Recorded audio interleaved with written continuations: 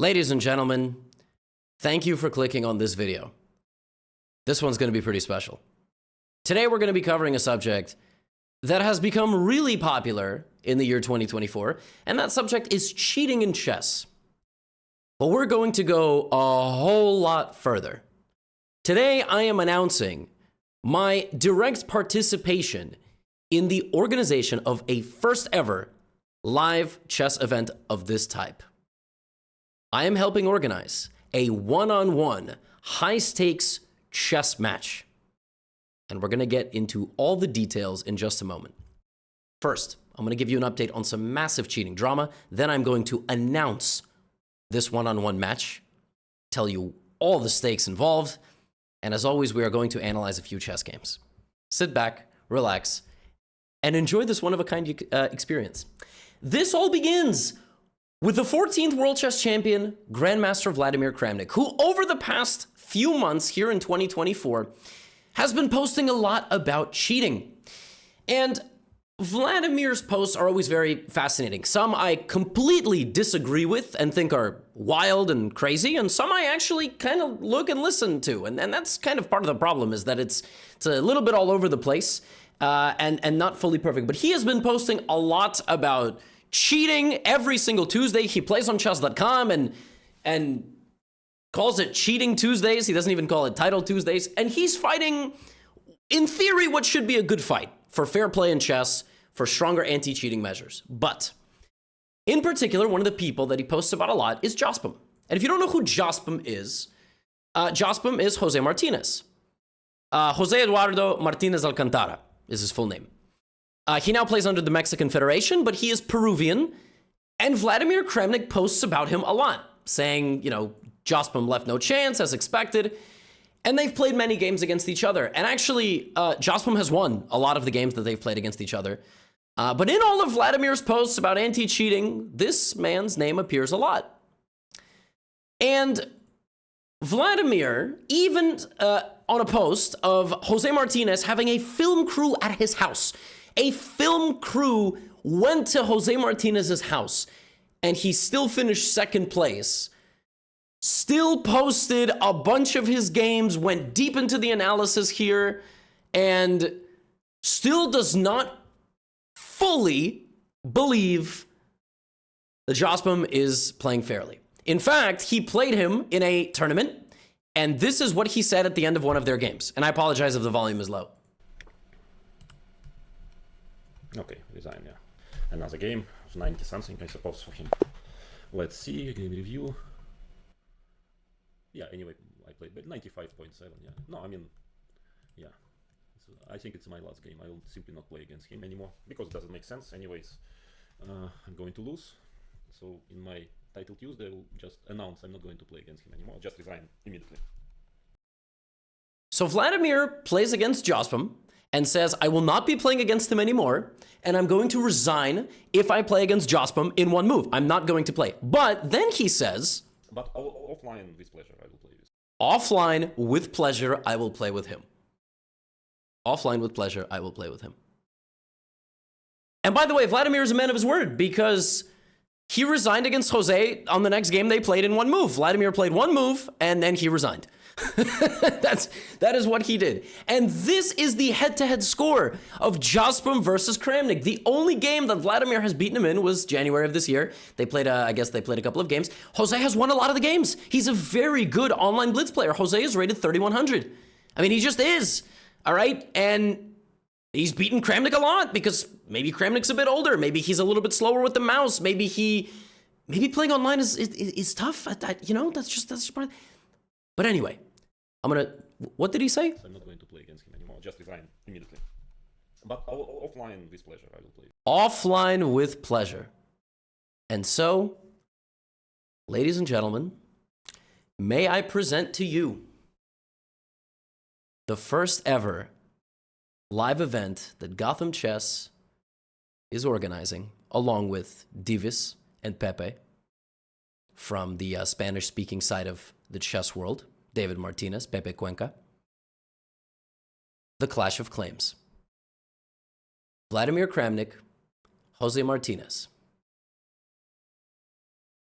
Here is the information. June 7th to 9th, in Madrid, España, in the Gran Via Casino, they are going to play 18 partidas.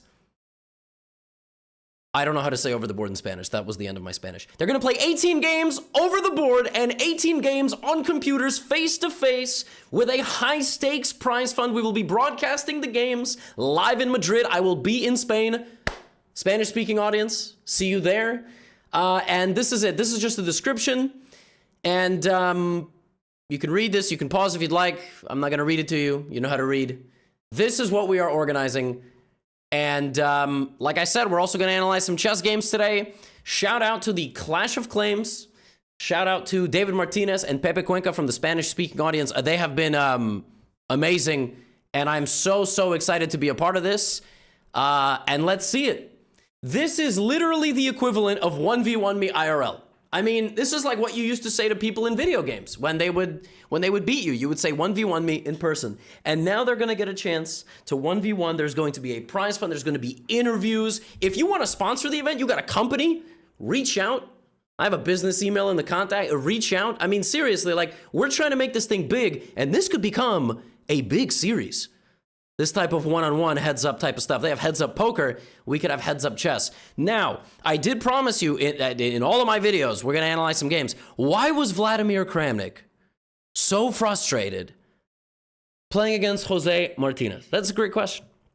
It's a great question that we're going to find. And by the way, this was an official game. Vladimir Kramnik resigned in protest. And by the way, after resigning in protest, he got an email from chess.com that he was... I think that was a violation of some sort of rule. Like, you can't deliberately resign a game. But these were the last two games that they played, and Jose won this one, and that was it. So we're going to analyze both of these games. We're announcing the Clash of Claims, and I can't wait. And yes, if you're reading that and you think it sounds eerily similar to the Clash of Clans, yeah, great game. It's an awesome game, and it's played by 100 million people every month, so... If we could even get a fraction of that in chess, that would be really swell. I'm super excited for this, and here we go. So Jospin opened with e4, and Vladimir played c5, the Sicilian defense, and Jose played the system with c3, h3, bishop d3. Jose plays this system all the time. It's one of the most absurd and stupid-looking systems against the Sicilian defense I've ever seen, and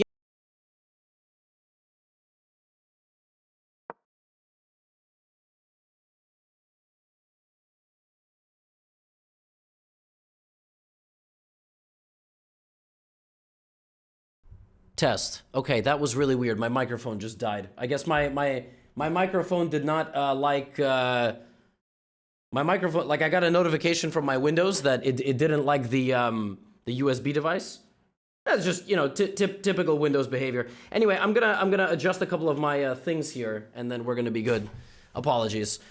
Anyway, what I said was, if you're wondering why the pawn cannot be taken, it's because queen a4 check. That is the point, is that you would be losing material here. And that is not how Kramnik lost this game.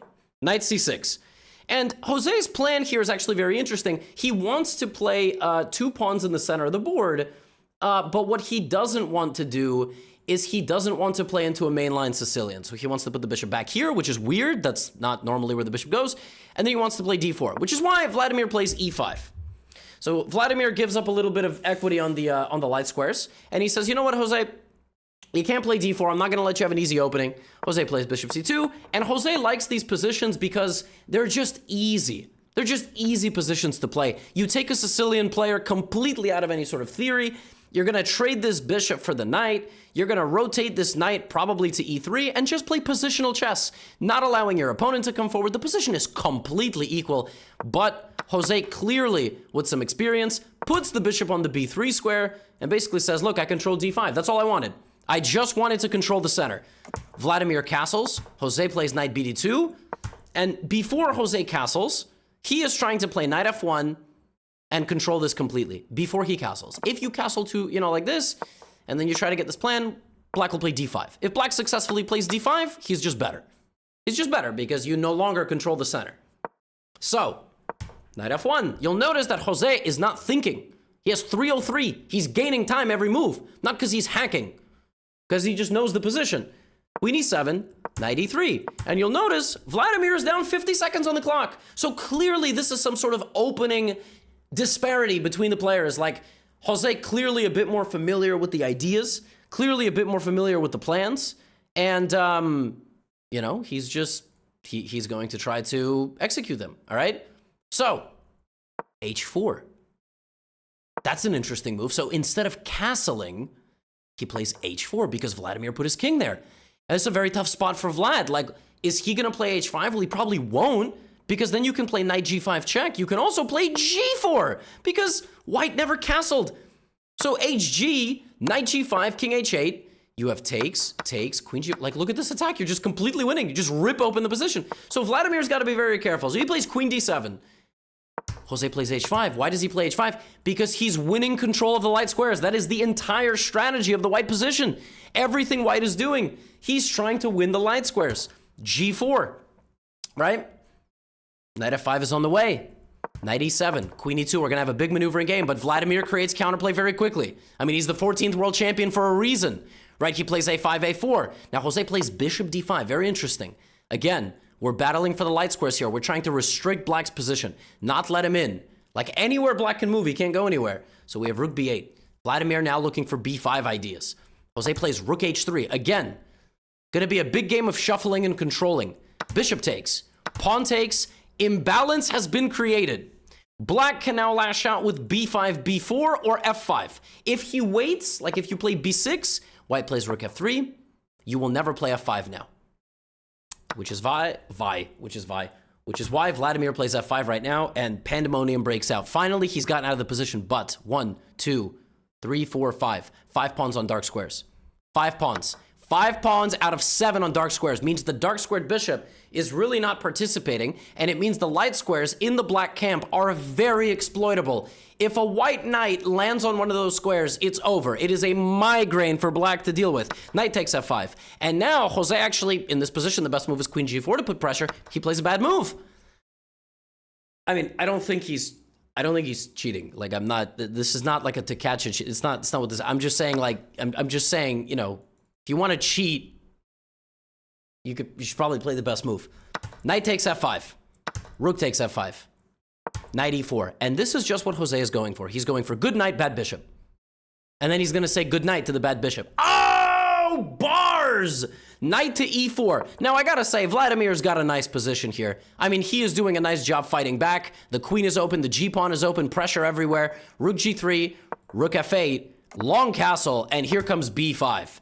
And I mean, Jose, really brave, castling with the rooks pressuring, with the avalanche coming down, but he has a 25-second time advantage. He's also half his opponent's age. Like, we honestly, in chess, you can't really understate that. Like, it's just the truth. And like, in scrambles, he's gonna be a little bit sharper. That's just what's gonna happen. So, rook g1. Both guys are looking to create their own attacks. Vladimir plays queen b7. Jose plays c4.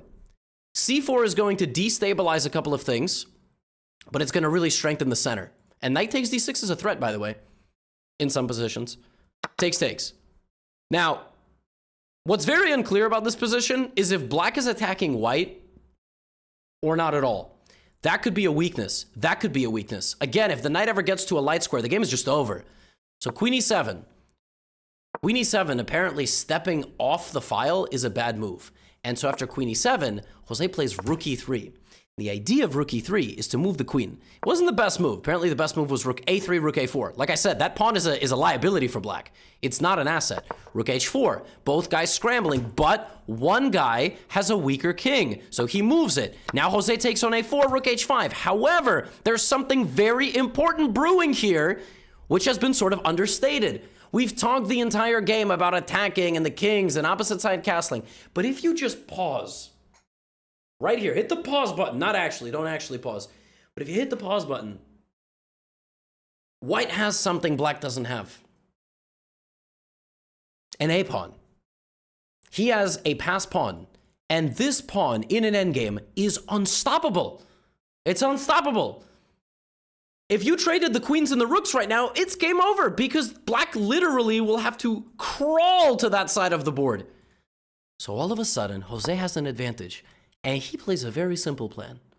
He attacks the pawn on d6, And now, a4. He has a 30-second time advantage, and he has a red carpet. He's going to put the rook behind the pawn. He's going to push it because this bishop was just a non-factor, which I told you about at the very beginning. The bishop was going to be a non-factor. So a4, a5. Jose's got 3 more squares. 3.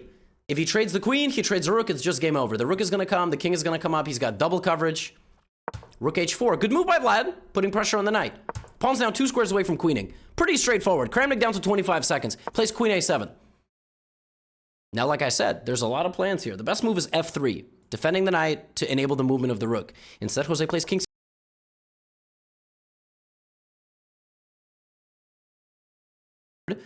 And after you swing and, f3, suddenly you're being attacked over here. So Vladimir doesn't see that. He plays rook b8. Rook a1. But I told you this was always the plan, right? I mean, the plan is just to invest in the pawn. And Vladimir can't do much. Rook f4. Rook a3. Right? Again, the plan is rook a3, maybe to trade the rook, maybe to play f3, just kind of safeguard everything. Rook b6, and Vladimir blunders. He blunders. He loses the game. Lose the game on the spot because you can just sacrifice the queen. You just go here. And sometimes this is possible. Sometimes when you have a rook escorting a pawn and you have very deep coverage in the opponent's territory, you can just sacrifice, remove the blockader, and a7. And white's king is completely safe. This is protected, which is protected. There's no way to get to the king. Vlad plays queen b4, and this is a check. You can panic, or you can just make a new queen, be a big boy. Queen c4, and there's no more checks. Queen f1, knight d2, you can take, and just rook f3, and that's it. And Jose trades the rooks, and this is easy. Rook f3 is not only an attack on the queen, it's also a skewer. And it's going to be mate momentarily because, again, there are no checks. Honestly, overall, relatively smooth game, and the guy's rated 3,100, all right? In no way, shape, or form did I look at this game and go, oh, he cheated. Like, that would never, ever cross my mind. Why? Because he played an opening that he plays literally thousands of times. It was a pretty straightforward game. I mean, the h4 plan, g4, he lost the advantage. It was very complicated back and forth, but when it's simplified, at the end of the day, it was good knight versus bad bishop. That was what happened. And, suddenly in this position, it became very clear that taking the pawn and pushing the a-pawn was going to win. It just sort of seemed like this game came down to a few critical moments. Never in a million years would I look at it, and it was one blunder with 15 seconds on the clock. It happens, Okay, that's that. So Jose beat him, and then they played a few hours later. So this is the game, you'll recognize the end game. This is the game that caused the clip that said, I'm not going to play him anymore online. I'm only going to play him over the board. And then we set that up, okay? So they played online. By the way, this might look familiar. Does it look familiar? Let's see where they deviated. E5. Oh. Okay. So this morning, in this position, Kramnik went for g6, but he played a slow game, right? He played it very slowly. He did not touch the d-pawn. Well, later in the day, he did a little homework, obviously. So he showed up and he said, you know what, Jose? You are not going to close the position. We're going to open the board. You're not going to get to play me in this type of thing. So, pawn takes d5. Queen d, queen e2, and d3. Slowly, right? Controlling the movement of these pawns. Castles. Knight bd2. Position looks completely ridiculous, by the way. Like, it looks so silly. We teach beginners not to play like this, not to shove their bishops backwards, shuffle like the piece 3 times in the opening. None of that matters because black can't actually do anything. Black can't punish you. So Kramnik plays actively, right? Jose puts the knight smack in the center, which is a nice looking move. c4 doesn't work. You take it, attacks the queen. So rook d8. I mean, Kramnik is doing absolutely everything right. And so here, again, Jose plays bishop g5. You'll remember bishop g5 to take the knight? Yeah, he did it in the previous game as well. So even though the position is different, the ideas overlap because one guy has played this position like 1,000 times. So he plays bishop g5, right? Kramnik goes here. And I don't think Jose has to do this, but he does. He takes because black either takes and ruins the king or takes like this, and now the bishop is bad. And so here, Jose plays a very interesting idea. A very, very interesting idea. He plays g4. Okay? He spends 17 seconds on this move.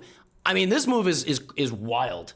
Again, not castling, ready to just walk his opponent down with the pawns and controlling the light squares. The same strategy he had in this game, controlling the light squares. It's clearly a central idea of the opening, whether the center is open or not. B5, very principled by Vladimir. He's trying to undermine the stability of the white position. H4, threatening H5, threatening G5. It's not even a matter of take. Like, if you take, this endgame is just slightly worse for black because the knight is kind of stuck. And white's bishop will be better. You'll kind of instigate. You know, black can play like b4, but this structure is always better for white. You shove the bishop back, you play rook d1, you put the bishop on d5, you just have an endgame advantage forever because this knight can't get in. That's it. That's literally the advantage. c4, and the sides are clashing. Vladimir is trying to punish Jose. He's trying to play as aggressively as possible, punish Jose for his strange play, right? Jose captures, Vladimir takes, and like I said, we go to an endgame. We go to an endgame. Jose plays h5 and gets this. And I just talked to you about this endgame. Slightly different version, but again, the knight cannot get in. White is going to be slightly better forever. White has a bad pawn, but it's very easy to protect. Rook b1, also you can castle. Also, after you castle, you can put a rook on e2. This bishop is going to get shoved backwards, right? So, rook d6. Now a big question is, do you trade bishop for knight? No, this bishop is a monster, and this bishop is stuck behind his pawns, which is the same thing that happened in this game. The bishop was stuck behind his pawns, because that's life, okay? These positions, they have overlapping themes. I'm just saying, like, they look similar. Rook d1. Why rook d1? Because after you trade, white is going to just try to win this pawn. That is literally all white is going to try to do. Rook d8 takes 6. King up. Now the question is, would you trade the second rook? Knight a5. Is the best move rook d1, try to win the endgame? It might be, because otherwise, what do? You could play g5, bishop d8. What's the next move? If you don't play rook d1, how do you get rid of... You can't take this, because if you take this, I get my bishop in the game. Me personally, I might consider g6, but there's no need. The best move, believe it or not, is simply to trade the rooks. Jose plays like this because he can't lose. He plays like this because black's winning chances have now dropped to 0. You can't win this with black. It's not winnable. You got a massive weakness, which you're probably going to lose in a second because it's on the same color square as my bishop. And if the chess gods are willing, they will save the game for black. But black can't win. Bishop h7. Now, Vladimir could have played h6, but after bishop d5 and bringing the king, he can't move. You just can't move. In fact, there may be a distant future where you get your knight trapped with something like b4. How are you saving your knight? Your knight is literally trapped on the edge of the board. So this is very, very bad. Very bad. King f8. Jose is now up a pawn. Now he shoves the bishop back. Now he's up this pawn, right? By the way, taking that might have not even been the best, but he does. Reactivates black's position. And now just knight f3 back. And Kramnik is just down 2 pawns. I mean, I can't really explain this to you in any cleaner than I already am. This is a pretty straightforward game. White has 2 extra pawns. Bishop g6, knight d2. We'll see if Vladimir can make a comeback. Knight f1, knight e3. Both guys have about 30 seconds. But now very simple, knight d5 check. You take? You take because you're up. You have 5 pawns. He has 3. Now the plan is very easy. Boop, boop, boop.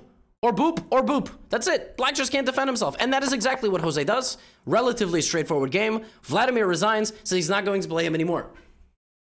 This was March 5th. Their very next game, I think, was a week later, March 12th. He resigned. This made news. And we decided we got to start talking about getting these two to play a match. And that is how the idea of the Clash of Claims was born. All right? And, a friendly reminder, this will take place June 7th, June 9th, Madrid, Spain. You can travel in from Europe. If you want to sponsor the event, reach out to me because it's going to cost a lot of money. And we're trying to make it a really, really good spectacle. And yeah, shout out to the entire team that's doing. This is not a chess.com thing. This is myself and heavy on-the-ground presence in Spain with International Master David Martinez, a.k.a. Divis, and Pepe Cuenca, Grandmaster. Very, very excited for this. We will announce all the things. We will announce prizes, tickets, all this type of stuff in the coming weeks. All the details, fan zone, all this type of stuff will be announced. But this is very exciting. This is the first time ever we're going to be able to put something to rest. We're going to have a conclusive statement. We're going to interview the players. It's going to be great. I'm so excited. And finally, some debate will be settled. Or maybe it will just cause more. Let me know your thoughts in the comments. Look for periodic updates on this YouTube channel as well as some of my social media platforms if you're interested in tickets, if you're interested in coming down to Spain. Yeah, that's all I have for you today. Get out of here.